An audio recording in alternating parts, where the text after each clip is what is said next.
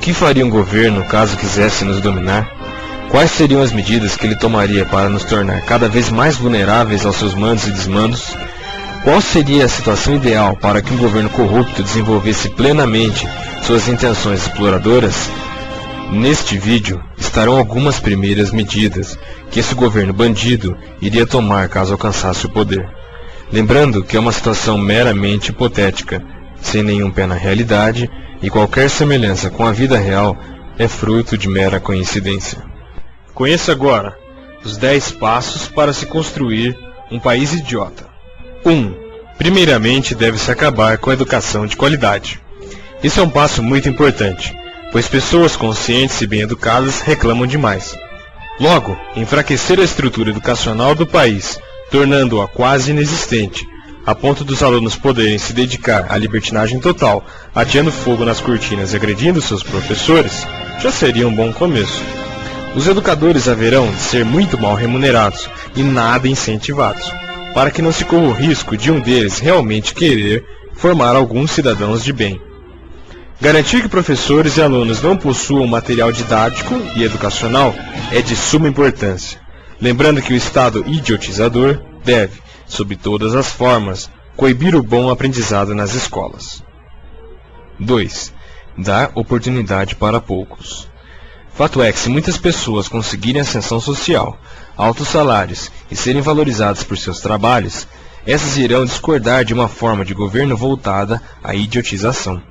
Logo, o Estado idiotizador haverá de se ocupar em garantir que somente algumas famílias e grupos possam ter acesso aos bens de consumo, ao poder, à mídia e etc. Bons atos jamais haverão de ser reconhecidos. Ninguém será premiado por ser um bom médico, um bom advogado, um bom professor ou um bom trabalhador. Porém, poderá conseguir ascensão social, fama e dinheiro, sendo jogador de futebol, dançarino do tchan e outras profissões mais, de muito valor para o desenvolvimento da nação. Terceiro passo: criar uma mídia inútil. Tendo em vista que se muitas pessoas começarem a manifestar suas opiniões e críticas, isso ameaçaria o regime. Logo, é necessário manter os veículos de comunicação nas mãos de poucas famílias, que o Estado idiotizador possa controlar e ter acesso. Assim, nenhuma informação ou notícia indesejável teria espaço na mídia, e no lugar dela seria veiculado manchetes sobre futebol, culinária e fofocas sobre os famosos. É muito importante rechear a programação da TV aberta com programas inúteis, com dançarinas seminuas em roupas bregas, pessoas sorteando dinheiro, programas de humor sem graça, noticiários que não prezem pela informação, mas sim pela violência gratuita, programas de esporte que fiquem horas e horas discutindo os rumos da seleção, ou seja, qualquer programação que não estimule os telespectadores a pensarem. Deve-se evitar, sob qualquer circunstância, vincular programação que conscientize ou dê conhecimento à população, e caso o faça, que seja de madrugada, para que atinja o menor número de pessoas possível. Quarto passo: garantir que o sistema de saúde seja horrível. Para manter uma população sob controle, é indispensável que essa esteja com a saúde debilitada.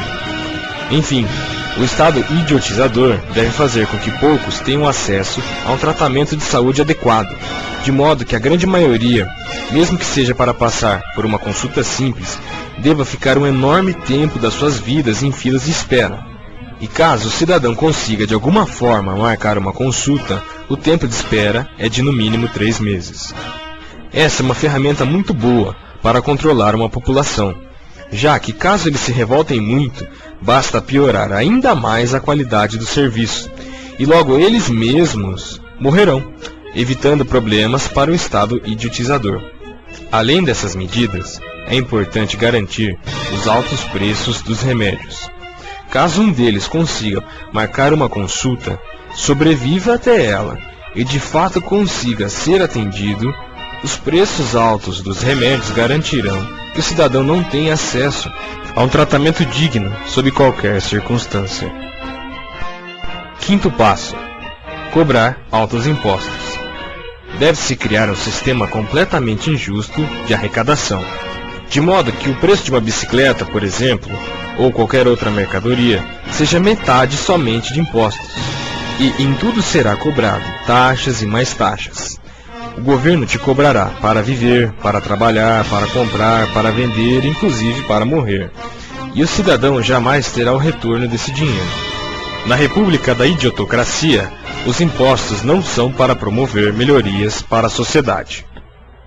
6. Garantir a impunidade. Num país plenamente imbecil, a justiça não é cega, e muito menos é para todos. Caso alguém cometa um delito, mesmo que muito grave, irá para a cadeia, uma espécie de escola preparatória para o crime organizado, e voltará dentro de pouco tempo para as ruas, de modo a desempenhar suas atividades de bandido com uma maior aptidão do que antes. Isso auxilia o Estado idiotizador, pois dissemina o medo entre as pessoas, que não terão coragem de sair das próprias casas. E dominados por essa sensação de pânico, estarão mais suscetíveis à dominação imposta, ficarão mais tempo à frente da televisão e se tornarão cada vez mais alienadas. A corrupção deve ser considerada comum, e jamais como motivo de prisão ou punição. 7ª etapa. Tudo tem que não funcionar. Tudo, absolutamente tudo, deverá funcionar mal. Se você for tirar um documento, um RG por exemplo, ele demorará muito para chegar. Os correios não enviarão as correspondências no prazo, os serviços públicos de água, esgoto e luz sempre estarão com problemas, as estradas deverão ser pessimamente cuidadas, mesmo com a cobrança de pedágios, bom, sem contar no IPVA caríssimo todo ano, ou seja, todas as funções da sociedade deverão falir. Cabe ao Estado disseminar a falência geral pelo país, promovendo o mau funcionamento de tudo que existir nele. Os cidadãos devem se sentir sempre mal atendidos e de nenhuma forma terem a quem recorrer. 8. Promover o desemprego. Garantir empregos para a população não deve ser uma meta principal. Pessoas que trabalham geralmente querem pensar e reivindicar direitos. Isso não faz bem à nação. 9. Jamais investir em tecnologia.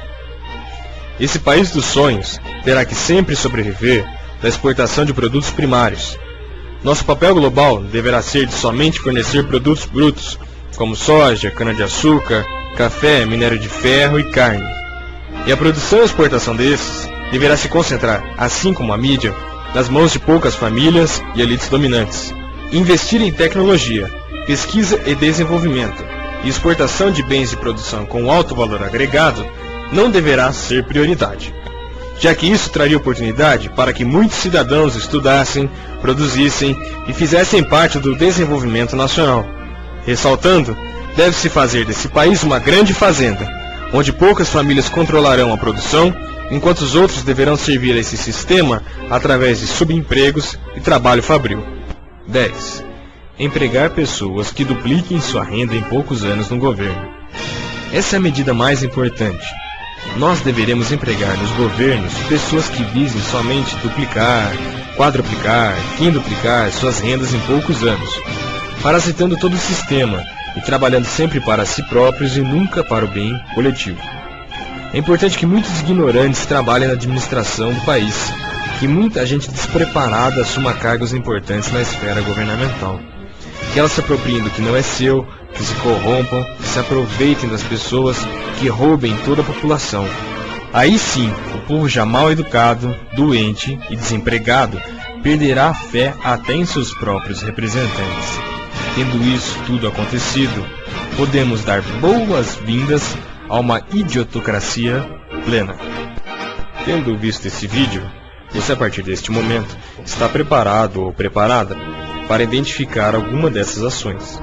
Caso algum governo ou governante queira montar aqui no Brasil ou em qualquer outro lugar do mundo o regime da idiotocracia plena.